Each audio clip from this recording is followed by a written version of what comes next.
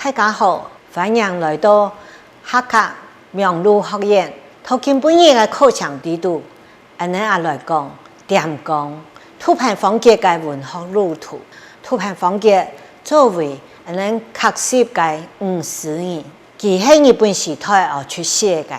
二战啊，都本人讲啊，佢係跨越语言的一代。這個文學作品呢，對人親民，還有人作為什麼人處境嘅描寫，同樣時局制度啊，當無安定嘅一個時代啊，透過文學記錄寫入到作品，本人呢後代人啊，同這個作品制度啊，是看到頭擺係樣順嚟。安尼一個課程制度啊，本做4個主題。一開始呢，人都來今日都講解出寫，第一個主題，土盤方杰嘅出寫啦，還有一個宗教信仰啦，也講也愛個時代受到社會種種嘅觀察。呢度啊，當然啦，佢都透過文史，家下語言受到壓迫，都本人嘅欺負啦，吼，無法度講自家翻譯件事情哦。作為一個台灣抗人，當前嘅對語言嘅向往，對講我來用自家話、自家嘅想來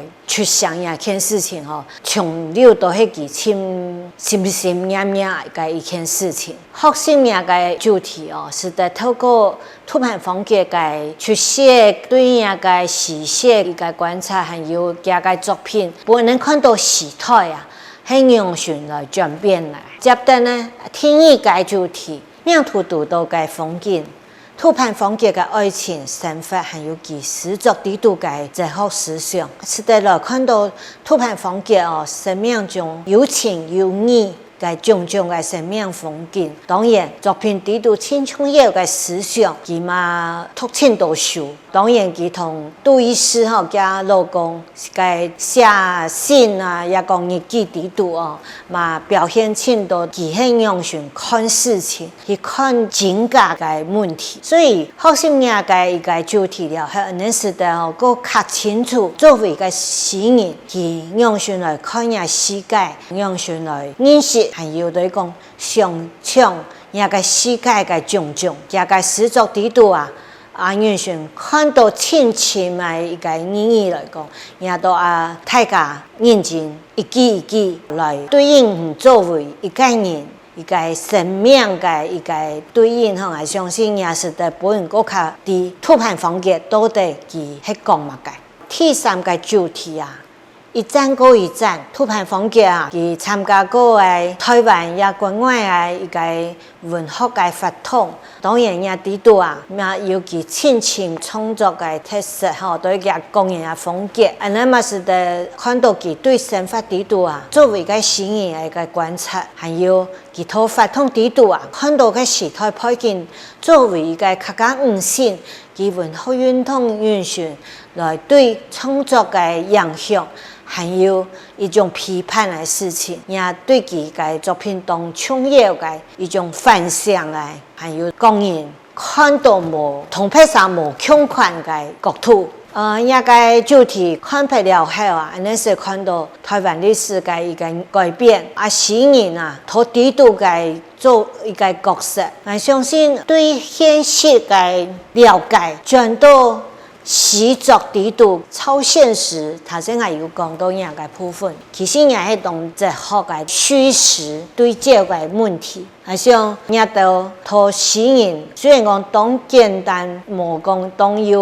用當數字嘅文字寫作出來，不過佢實表現出當前嘅一個思考。係像對作為一個台灣人，作為一個抗人。也佢看到無窮嘅族群，也到東西哦，我想佢主要討論出一個觀點出來。第四個主題，客家文學行出一條路，土盤方杰啦，佢對台灣客家文學嘅貢獻唔是講啦，都得按到講吼。當然，佢對世界嘅文學嘛有當多嘅認識，哦，佢嘛當上啊將安尼客家人、客家文學行出世界一件事情，哦，最。都佢